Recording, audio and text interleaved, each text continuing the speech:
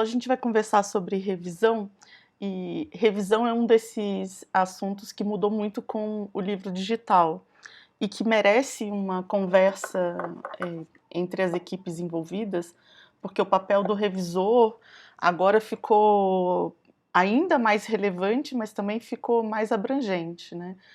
Com o livro digital, o revisor precisa observar aspectos no livro, inclusive precisa ouvir o livro em voz alta, então ele precisa se apropriar, né, do funcionamento do NVDA e também dos detalhes de como é que esse revisor vai marcar essas mudanças num material que é digital. A gente vai gerar um PDF e vai marcar nesse PDF, enfim. Isso precisa ser acertado entre as equipes, né?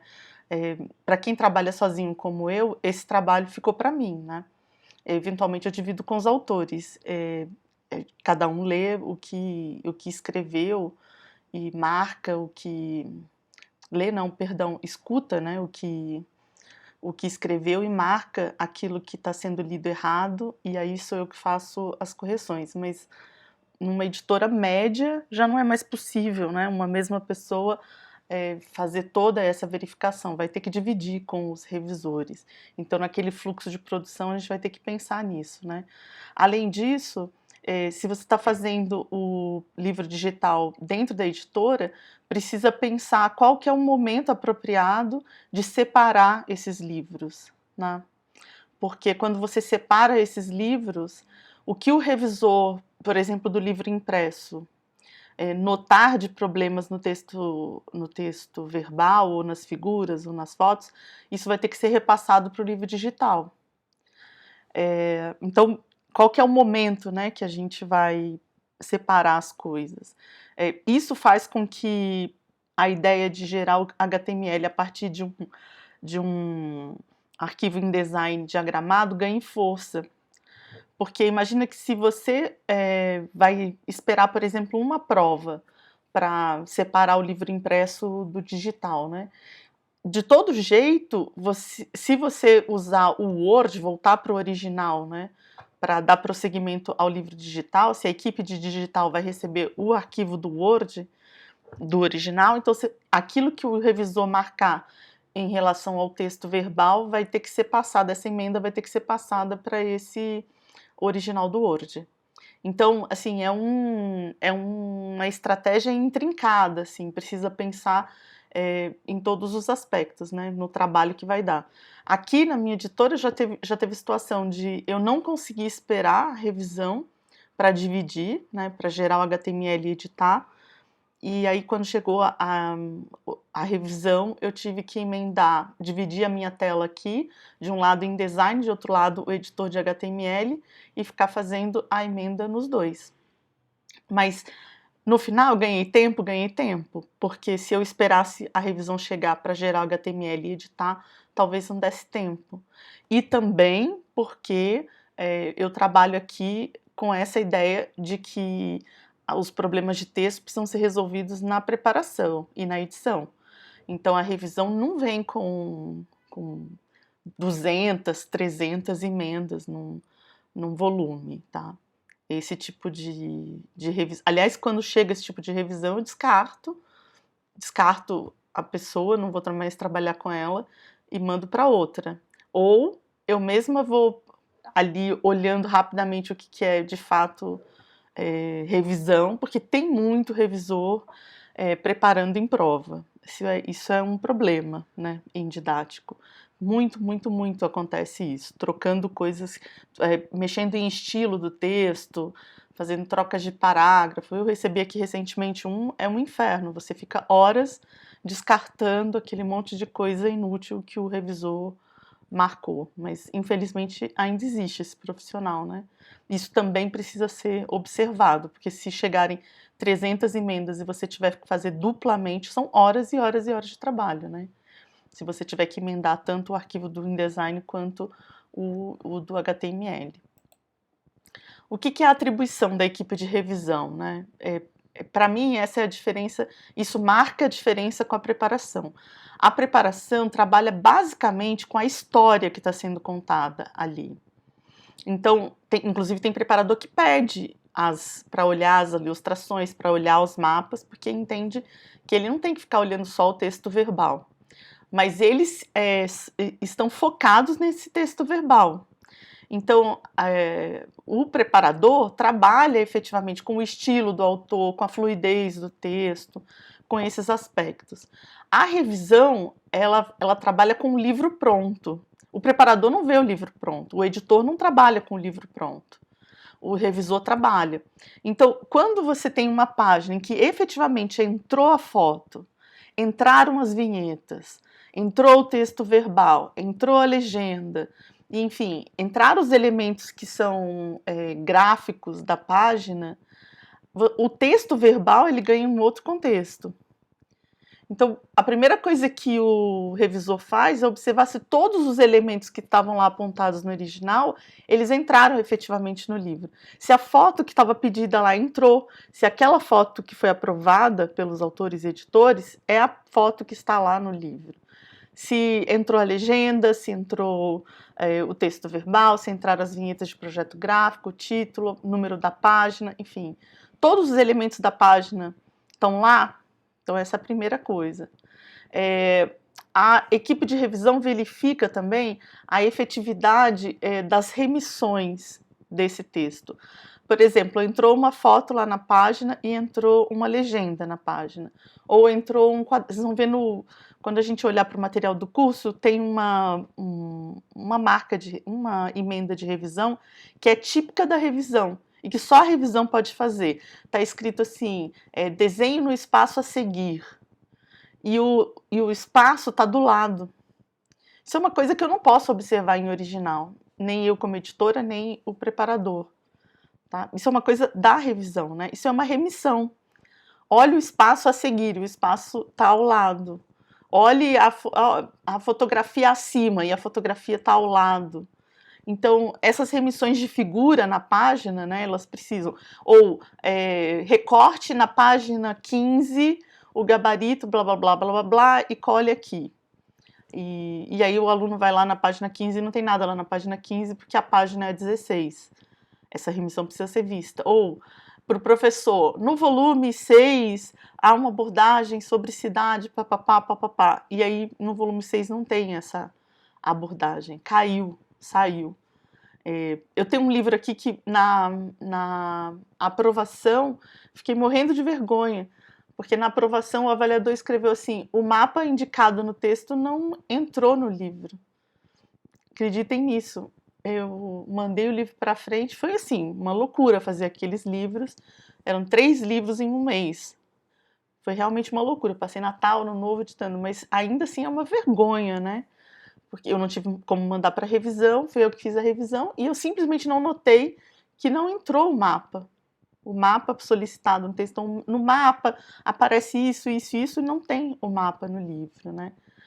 Então, todas essas remissões de texto, elas só podem ser verificadas na prova, e é um trabalho do revisor fazer isso. O revisor verifica se as características do projeto gráfico foram respeitadas, o corpo das fontes, o tipo da fonte, os recuos que estão previstos, as vinhetas que estão previstas.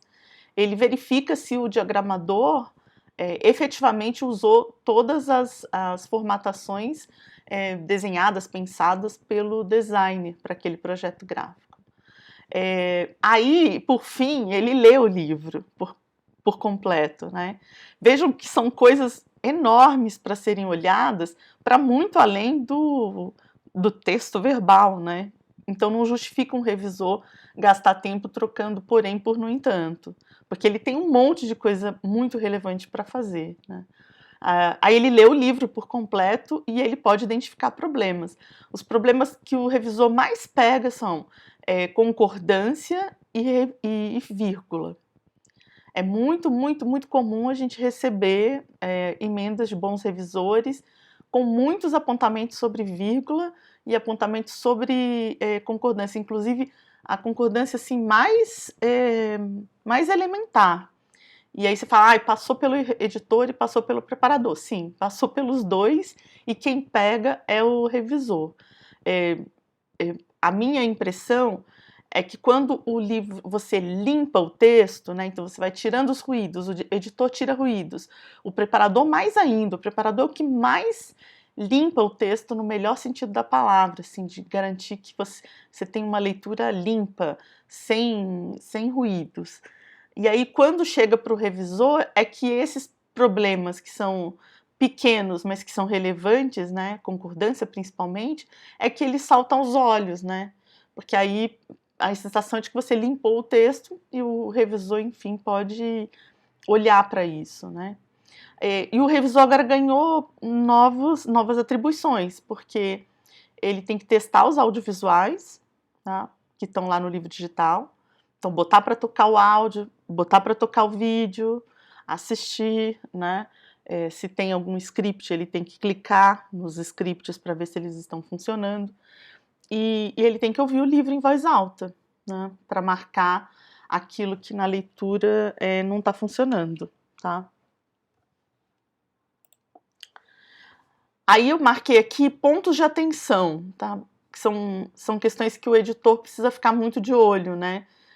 Se a revisão tá podendo realizar. Por que é nosso trabalho como editor olhar isso? Porque muitas vezes nós mandamos o material para a diagramação todo picado. E isso dificulta muito o trabalho da revisão. Então, é nossa atribuição começar a trabalhar para que a gente possa enviar para a diagramação os volumes completos, né? A fim de que a revisão possa efetivamente observar esses pontos de atenção. Eu separei 3, que são os que, na minha experiência, são os mais frequentes. O primeiro são textos não verbais divergentes com texto verbal. Isso é mais comum do que se imagina. Em geografia, acontece demais de o mapa dizer uma coisa e o texto verbal dizer outra. Eu me lembro de um texto que o autor dizia que havia uma determinada tendência geopolítica e o mapa estava dizendo outra coisa. Quem pegou foi o revisor. Foi ele quem falou, mas isso não tá confirmado aqui no mapa. E nós, os editores da obra, tão automatizados, não tínhamos notado. Por quê? Porque a gente fragmentou, né? A gente editou o texto verbal, depois a gente foi mexendo nos mapas de maneira fragmentada. Quando juntou aquilo no livro, foi o revisor que observou.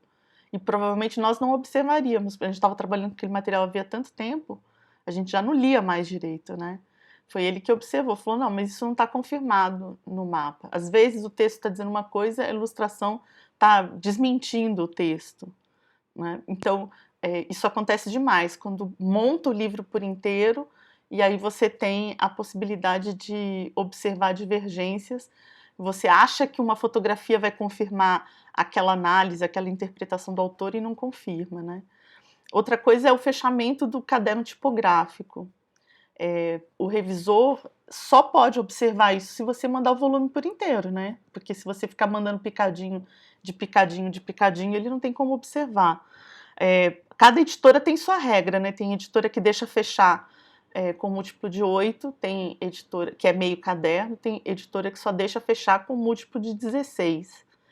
Então, não é apenas a diagramação e a edição de texto que observam isso, a revisão também observa isso, né? Se o livro está fechando o caderno tipográfico, de acordo com a instrução da editora.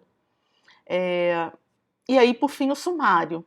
Sumário é uma coisa que tem muito erro, porque você faz um acerto num título, lá no miolo do livro. Às vezes, na revisão, para resolver um buraco, você faz correr, né, um subtítulo que está ali na página. Correr significa que ela vai... você inseriu uma foto ali na página para resolver um buraco lá na frente, e aí aquele texto vai ser deslocado, né, para a página seguinte. Então, a gente diz o texto correu. E aí aquele título que estava na página 22 vai passar a estar na página 23, sabe? E aí você já montou o sumário, né? Então, porque o sumário você montou lá na fase original. E então, todos esses acertos, que são acertos da prova, eles precisam ser marcados no sumário. Então, o revisor precisa receber o volume por inteiro, para ele, e se possível, em alguma prova, impresso. que aí ele distribui aquela prova impressa na mesa dele e vai batendo sumário com cada título e subtítulo e o número da página. Essa é a melhor forma de a gente evitar erros, esse tipo de erro. Porque vocês podem pensar assim, esse é um erro muito bobo, mas a gente no edital só pode errar 10%, só pode ter um número de erros correspondente a 10% do número de páginas. Então, nesse caso aqui, por exemplo, desse material, tem 24 páginas, então a gente teria 2,4 páginas, que seria, sei lá, arredondando 3, a gente poderia ter 3 erros. É muito pouco. Se você tem 5, 4, 5, você já dançou. Seu material é reprovado. Então, deixar passar erro bobo é uma bobagem, né? Precisa ter uma boa revisão, e a revisão precisa ter tempo para fazer seu bom trabalho, porque eles são definitivos na aprovação, né? Aí eu vou colocar aqui na tela o material. Sim, gente, eu não sou revisora profissional, né? Já me adianto aqui nas desculpas. Eu li o material para marcar revisões. Não é nada combinado, não foram erros que eu fiz de propósito para eles aparecerem. Não, eles são erros mesmo. São erros legítimos. E tem muito mais, eu tenho certeza. Porque eu escrevi esse material, eu mesmo editei esse material, ele não teve preparação e não teve revisão. Então é óbvio que ele tem muito mais problemas. Mas o que eu, lendo, já consegui observar é o que eu marquei aqui, né? Então a primeira coisa que está aqui do lado esquerdo é o livro do estudante e do lado direito o manual do professor. Primeira coisa é aqui o número de páginas, né? Já tinha aparecido lá em outra aula. Então, o número da página das iniciais. Depois eu notei aqui uma coisa que está variando. Esse recado para os alunos começa assim: você vivencia, sugerimos propostas para você, você pode saber mais. Aí aqui embaixo tem um vocês. Percebe? Isso é o típico erro que a gente dificilmente nota. É que ficou tanto tempo, né, entre escrever e agora revisar, eu consegui notar. Que bom. Mas não sei se isso é um erro, mas enfim, a gente chama tudo de erro, mas isso efetivamente é um ruído, né? Tô falando com você, daí a pouco eu já tô falando com vocês. Ficou esquisito mesmo, né? E aí depois tem aqui, ó, a mesma coisa, tá? Todos aqui estão você, você, você, você, e aqui tá vocês. Então, eu tirei esse ruído, né? E por fim, um erro típico de revisão, como eu falei, que é desenho no espaço a seguir e o espaço está ao lado. Eu sei que a seguir, né, se você pensar em colunas, isso aqui é a seguir, mas ainda assim é um ruído, né? A seguir dá a sensação de que vai estar embaixo, aqui no livro, e não ao lado. Então eu coloquei aqui uma revisão ao lado, tá? Aqui no manual do professor, o que eu fui encontrando? Então, primeiro aqui, ó, tá esquisito essa fonte. Parece que ela tá menor, não sei se é o corpo dela que tá estranho, não sei se é se é light, semi-bold, mas tá alguma coisa estranha. Deixa eu até comparar aqui com o livro do... não sei se tá diferente deste. Tem alguma coisa estranha aqui. Não tem como o revisor saber o que é, mas ele bate o olho lá no projeto gráfico, e bate o olho aqui, a gente sabe que tá estranho. Com o tempo a gente consegue saber até a fonte, assim, que não tá muito legal, né? Depois o mesmo erro de lá, o você, né? Aqui, ó, achei um problema de... Deixa eu aumentar aqui a tela. Achei um problema de concordância e depois fui reler o texto. Eu escrevi: as ilustrações e o áudio que está presente no livro digital dessa coleção tem origem. Aí ficou estranho. Eu falei, está presente, mas são as ilustrações e o áudio? Aí depois eu li de novo e me dei conta que é só o áudio que está presente no livro digital. As ilustrações estão presentes em tudo. Então, faltou vírgula aqui, né? Então, eu botei uma vírgula aqui e uma vírgula aqui. Para ficar claro que quem está presente no livro digital da coleção é o áudio, e as ilustrações e o áudio têm origem material, blá blá blá. Entende? Então, é esse tipo, né, de... Deixa eu ver se eu diminuo agora a tela aqui. É esse tipo de problema que é muito comum de o revisor achar, né? Aqui faltou um itálico, tá? Porque em natura tá, se não me engano, em latim. Aqui tem um problema nessa fonte, tá? Essa fonte tá diferente da fonte, não é só o itálico, ela tá diferente do restante do material. Tá parecendo, inclusive, que é um Geórgia, que é uma fonte Geórgia. Eu não sei qual é o problema, mas tem um problema nessa fonte, com certeza. Então, eu peço para verificar a fonte, né? Aí, aqui eu pedi um espaço, eu fiz, inclusive, à mão, assim, porque eu não tenho os carimbos, tá? Mas tem uma função aqui que é carimbo, e os revisores costumam criar os carimbos com as marcas de revisão. Isso aqui são marcas razoavelmente acordadas, assim, nas editoras, né? Tem inclusive livros em que você pode consultar todas elas. Eu sei algumas eu já esqueci.